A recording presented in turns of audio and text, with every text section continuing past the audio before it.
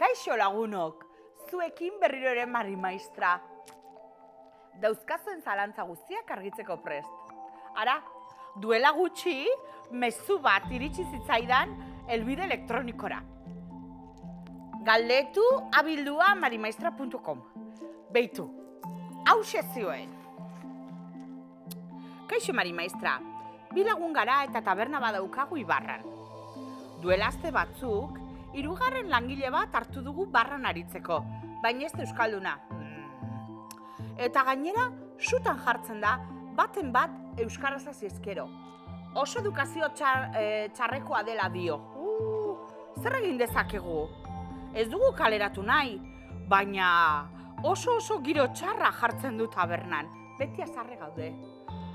Mila esker eta musio handi bat. Alaiz eta Mikel.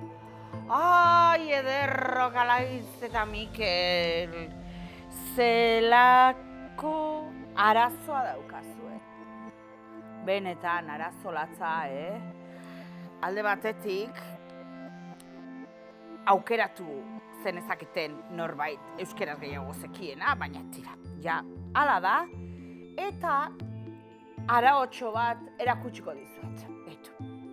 Hartuko duzuet puxika bat, hau bezalako puxika bat, marraztuko dizkiozue begiak, ahoa, sudurra, honek ez dauka, baina berdin dio.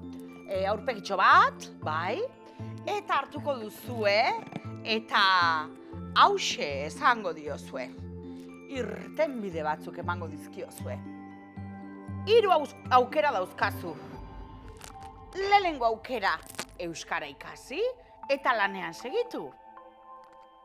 2. aukera, sukaldean sartu eta sukaldean egin lan. Eta 3. aukera, lanez aldatu. Zuk ikusi. Eta hau bete dadin, egin behar duzue.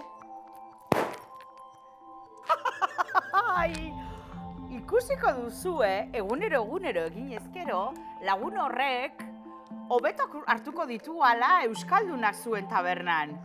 Bai, lagunok, aste betean erdi konpondu da kontua.